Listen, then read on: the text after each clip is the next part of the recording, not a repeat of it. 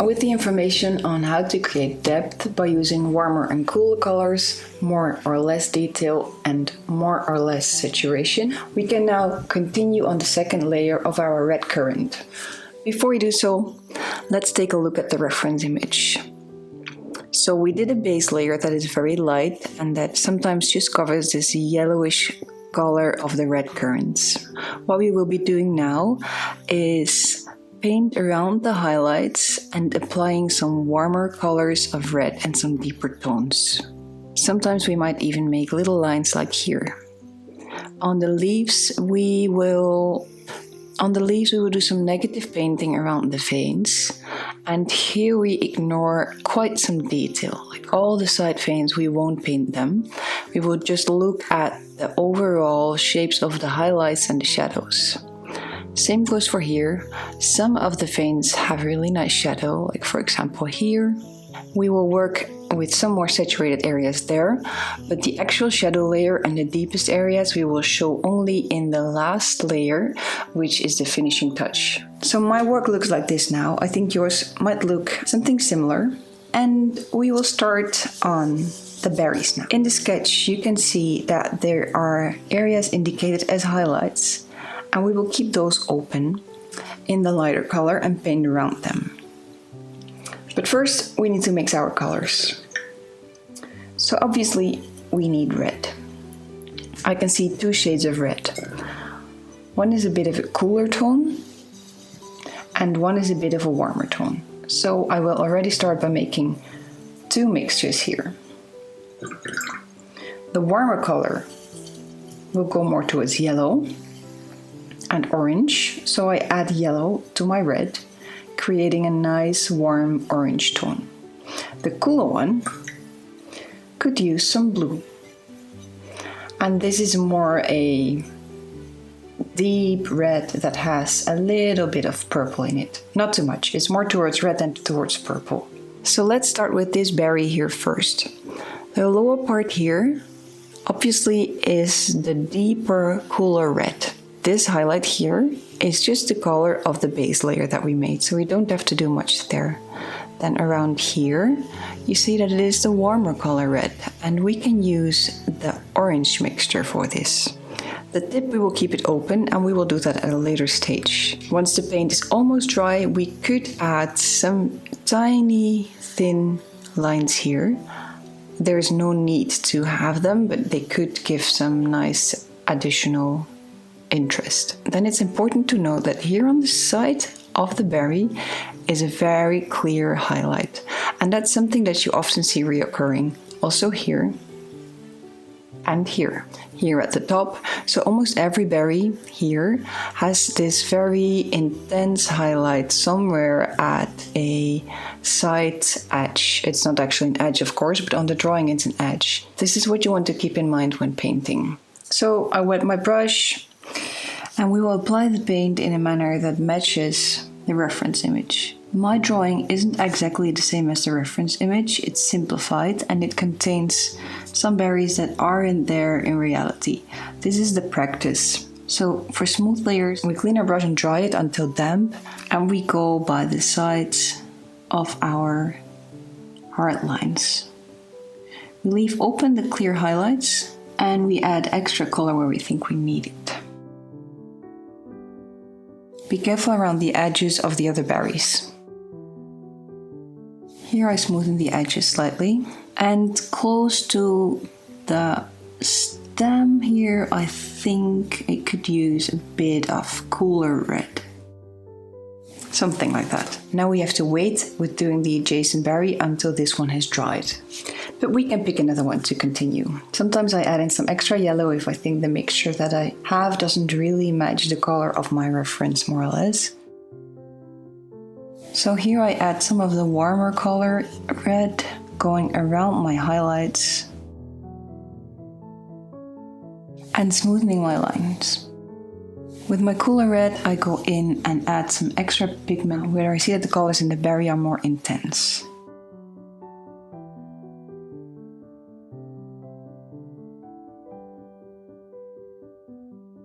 Again, being careful around the edges of the leaf and around the edges of other berries. Like that, and we can let the paint do the rest of the work. Now let's choose this big one. So it has a bit of the warm color red here. This is a deeper color red. Here are the highlights, and here's also another highlight. And here I would say is also the cooler color red. Maybe a mixture between cool and warm. So let's apply some of the warm red here. Here we said it would be somewhat of a mixture. Paint around the highlights. And the other area has the cool color. So this is a mixture which I mix on paper now. You see that the highlight is very clear now, much too light, and the lines are too harsh. So I go in with a clean brush and smoothen the edges slightly, like that. Now let's choose this one. It has some of the pink highlight here. Here we have a deeper color red. Here is a bit of a warmer color red. And here is also the cooler color red. After that we will do those two, which mainly have warm red, a highlight here, and some of the deeper red in stripes. Also keep in mind the direction of your strokes. If you can, try and match the direction of the curvature of the berry. Don't worry if you paint over the little dark dots. It doesn't matter, you can actually cover it if you want. I leave it open just to indicate where it is. We will add a darker color to that later, so it's not really much of a problem if you cover it by accident.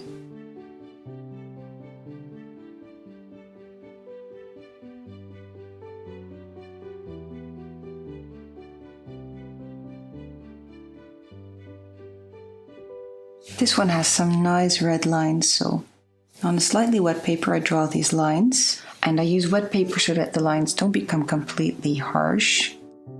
The risk is that your paper is too wet and that the paint just spreads. If that happens, just wait until your paper is a bit more dry and you can try again. Here I want to lift off some paint with a clean brush, just like that. Let's continue. I would choose this one as a reference concerning the direction, the orientation. So warm red atop and cooler red at the bottom, leaving a highlight here and a highlight here at the side. And maybe we could draw in these nice lines. So warm at the top, cooler red at the bottom, a highlight there, and I sort of forgot about this highlight, and the highlight here. Now I think my cool red should be a little more intense.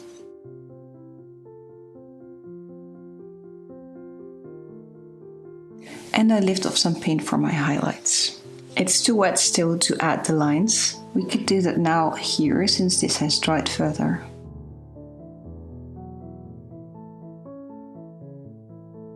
The lines can help explaining the curvature of your berries and making them appear round.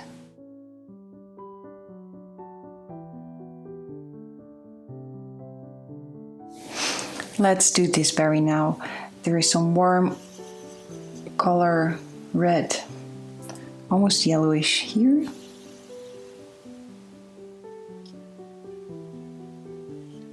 The highlight is clearly indicated in the drawing, so we paint around that.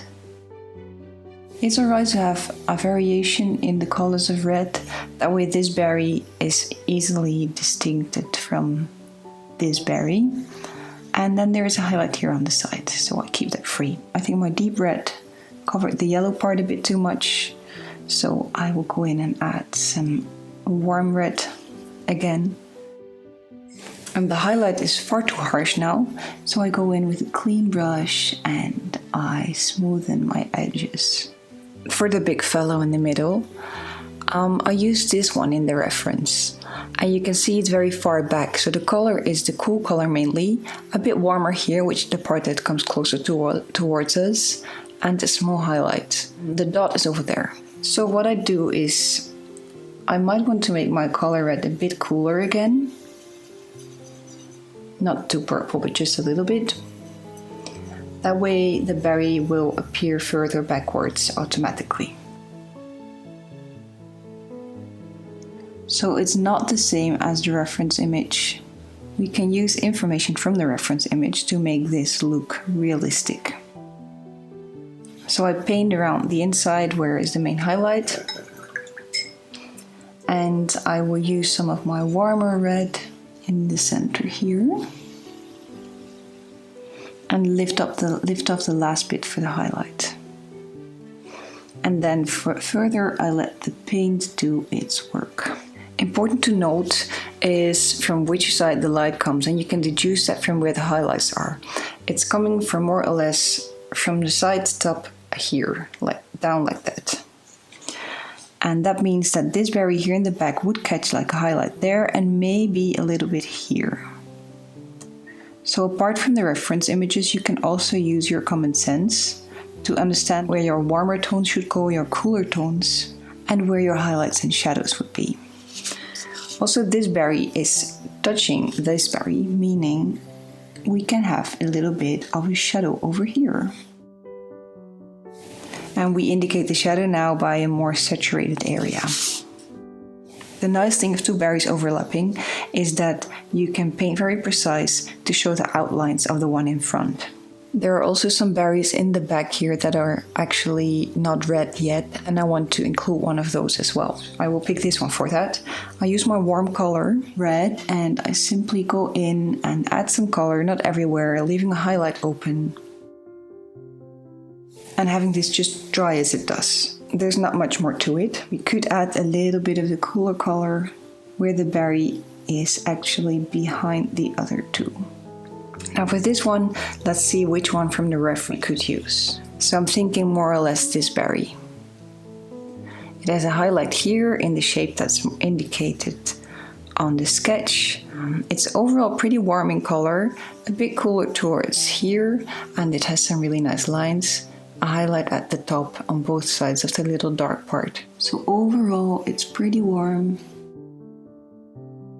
The highlights are mainly at the top, the cooler colors at the bum. And I wait for it to dry before we do the lines. This one in the back, I also want it to remain this light colored berry, so I just give it some extra saturated paint around the bottom, and I use that to draw some lines. Be careful not to have hard lines showing, so I just go in and smoothen those out. It's a bit of a precision work, but I'm sure you will manage. Then this one, we will use this berry as a reference. It's warm on this side, cooler on this side. Highlights are here, and there are some lines. Warm here. Cooler here, highlights,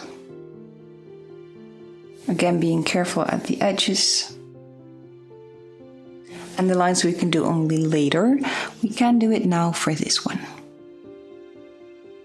Use the tip of your brush and draw some suggestions, not all of them, that way it would look like a beach ball.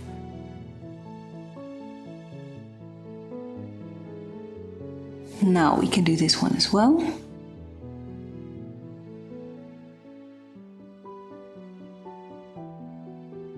Okay, that's more or less the second layer for the currants here.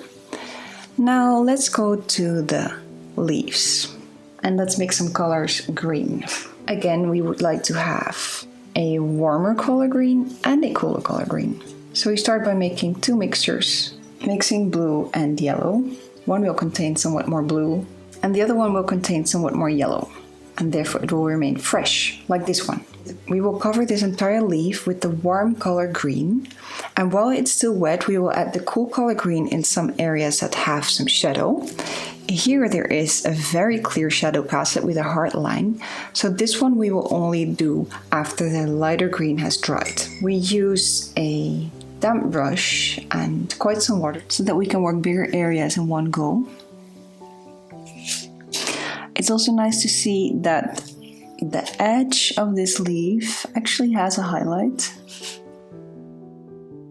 So I try to paint around that as well. We paint around the veins. It's called negative painting, and that way the veins will show. It is okay if there is some variation within your colors of green. That will make the leaf look more natural. I always try to work segment by segment, meaning that this part of the leaf can be considered one segment, and I can stop here without having unwanted hard lines. The hard line that you will see now is the one at the face, and it is fine if there is one there. So let's take some of our cooler green while this is still wet and add it in the areas where there is some more darkness.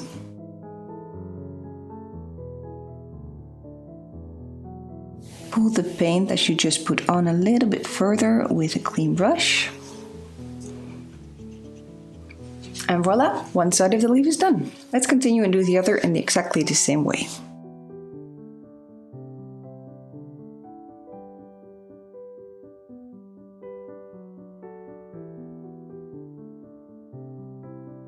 And add the cooler green where the leaf is obviously a lot cooler.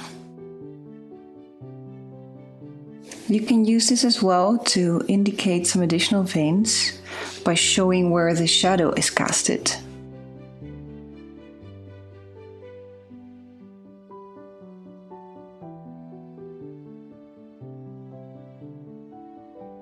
We will use the very same technique on this leaf. Overall, this leaf has a bit of a cooler color than this leaf, so we might want to add some extra blue in our warm color green. Let's paint around the veins to make them stand out. Even though some veins in the reference are darker, we choose this technique because I want to teach you this technique, and we can always darken veins, we cannot lighten veins, of course. Sometimes a vein appears a dark vein, but then when you take a closer look, you can see that it's actually shadow that you see. Since the veins lie deeper in the leaf, they also often cast a shadow. Important to note here is that you see your first layer shining through. So if there were some nice variations in tone and in color in your first layer, that will be visible through this second layer. So you put on the warm green and we take some of the cooler green to show these shadow areas. So you can see that the dark areas are mainly behind veins. So where they actually cast a little bit of shadow. Even though I didn't draw all veins on, you can use their position to know where you could put the cooler color green. Something like this. Let's do the other side again. You could see on the sketch that there are some clear shadow areas indicated of the shadow with a hard line. Just like in the other leaf, we can only paint that shadow after this, what we're doing now, has dried. The warm color has been put on, and we can now add some cooler tones where you see this is necessary or this would add to your work. Again, I use the veins in the reference image to see where they cast some shadows. It's not about the big shadow now that we will draw on later, it's about the underlying shadows.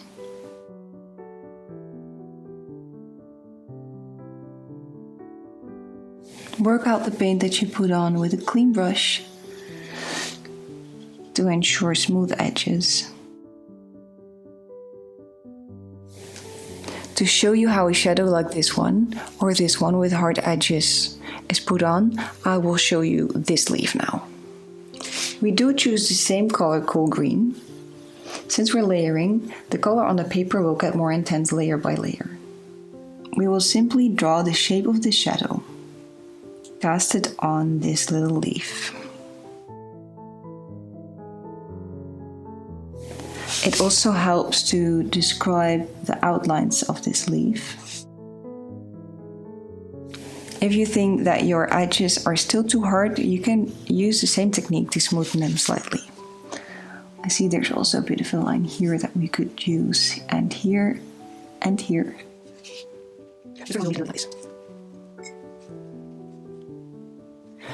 If we were to take a look at this leaf, you can see that this is the inside and this is the lower side of the leaf. The lower side of the leaf has a much cooler color and the inside has a much warmer color. We will use this in painting. Also, there is a little bit of a highlight here and you can see the veins coming from here, casting some shadows and some variations in the color. Let's paint that. So I'll take the cooler color for the bottom part and I cover everything but the veins and the highlight. there's also a little bit of a highlight here at the back. So I lift off some of the paint to intensify my highlight. And I'll do the same here at the back. Also within the cool color you can make some variation in shades. So you could add in some extra cool color or just another shade of green to make it look slightly more interesting. You can put on the paint and then with a clean brush slightly drag it further down the areas where you'd want it to show. Keeping it slightly spontaneous and therefore more natural. We have to wait until this segment is dry before we can do the adjacent segment. But it's now time to do the shadow on this leaf. Take a close look at this, and then you see that the lines here are much harder, whereas towards here they sort of soften out. We will use that knowledge when painting. So if you work light enough, you can still see the sketch of the shadow area through your layers of paint.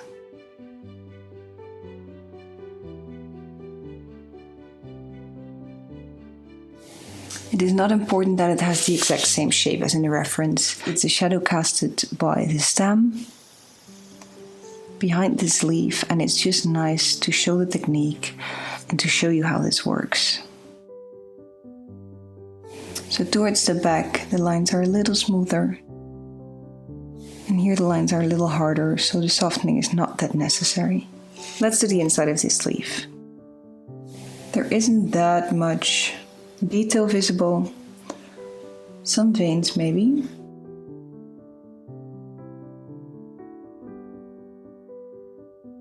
But this leaf is further back than the currants, so I won't give it too much detail. I will lift off some of the paint where I think a vein would be nice. And here I painted around the vein. Even within this there are some cooler tones, so very carefully you could add some of the cooler blue in your work, where the inside receives a shadow from the lower side. Again, you can always revisit some areas that have dried, but that do need some more intensity or saturation. This variation is also visible in the little stems.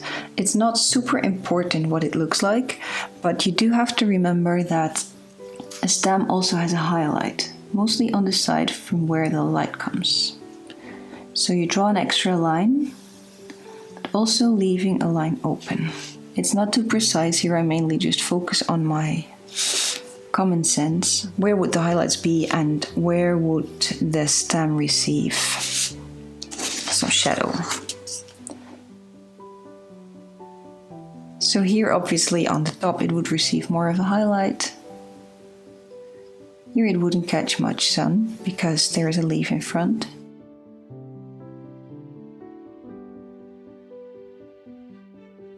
And you can use the cooler tones for the little stems that are a bit further behind. And that are covered slightly by the currants. The ones that receive most light, I would give them lightest. Just some variations like that. Same goes for this one here. The bottom receives shadow and the top mainly receives some sun. So it's mainly a matter of putting on a line and making sure it's not too hard. There can be some variations in green, so I like to go in and try and make a little bit of a gradient, going from more to less saturated. And you could try and clarify a little bit where the leaf above it by making some sharper lines. So, last but not least, this leaf. It is inspired by this leaf, but it's not exactly the same. What I did put in is a clear vein, and we could use this shadow area as well. For the rest, we will apply the same technique that we did for the other two leaves, starting with the warmer color and then adding some of the cooler tones where this is necessary. and painting around the veins, obviously. Try to work with paint that is still transparent so that you can see the lower layer and the sketch through. And also try to paint segment by segment. Making sure that your paper in one part of the segment isn't dry before you have completed the entire segment. That way you avoid hard drying lines showing.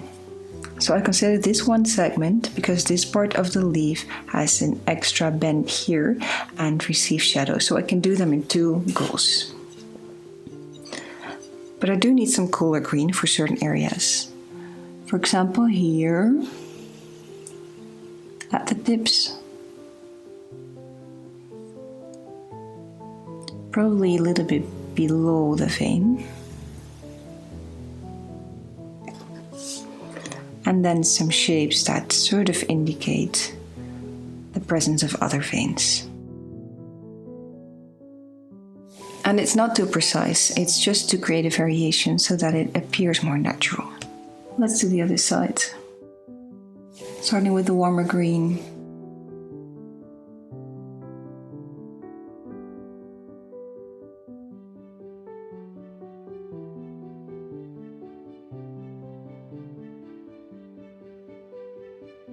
I see that this here in the back actually is the stem, so we will give it a bit of another color. And I said that we would do a bit of the shadow here, so we take our cooler mix and look at the shape of the shadow, which is sort of triangular, and pretend that something similar is here.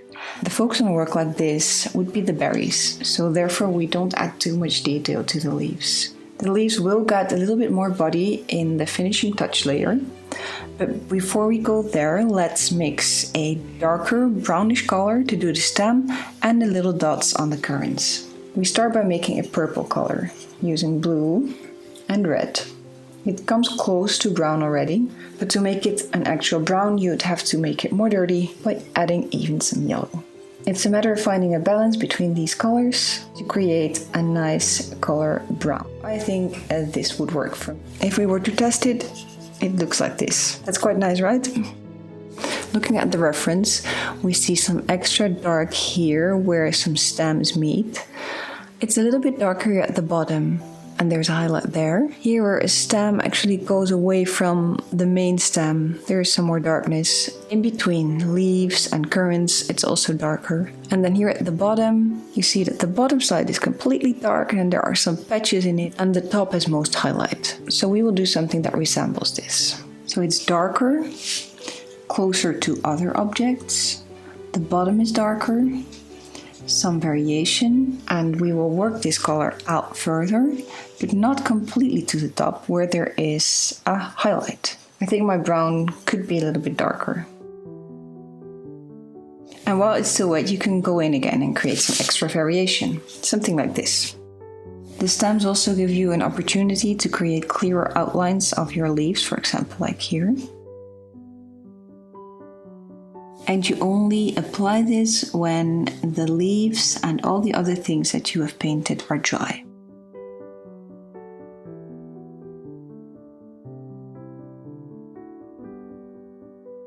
Here in the knot and where it catches shadow, there is a bit more saturation. Same goes for here. And we will continue further down just the same way.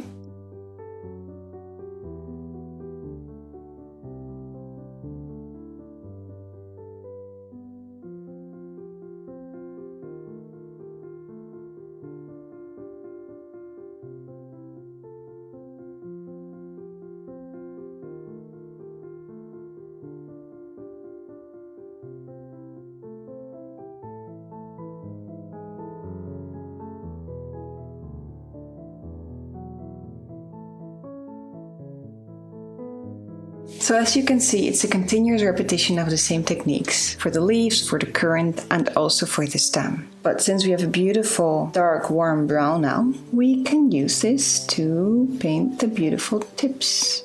Be sure your brush is not too wet, that way you have more control. And it could be that you have to put on a first layer and then revisit the currant to put on a second layer, since it might dry lighter than you expect. Keep in mind that oftentimes you have the highlight above this little speck.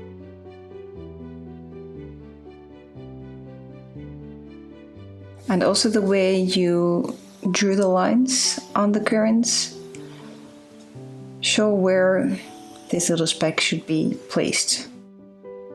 And sometimes you see it from the side where it comes out of the berry, and sometimes you just see the side of it where you actually don't have much of an indication more than a little stripe. And this is what brings your painting to life almost instantly. Just like that.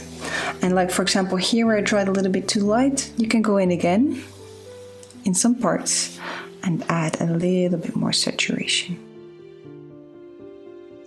Well, if you ask me, this red currant was quite a success. It's complex, but I think you could manage, and I hope you at least learned a lot. The next step will be to do a finishing touch and apply some extra depth and make it super interesting. So I'll see you in the next tutorial.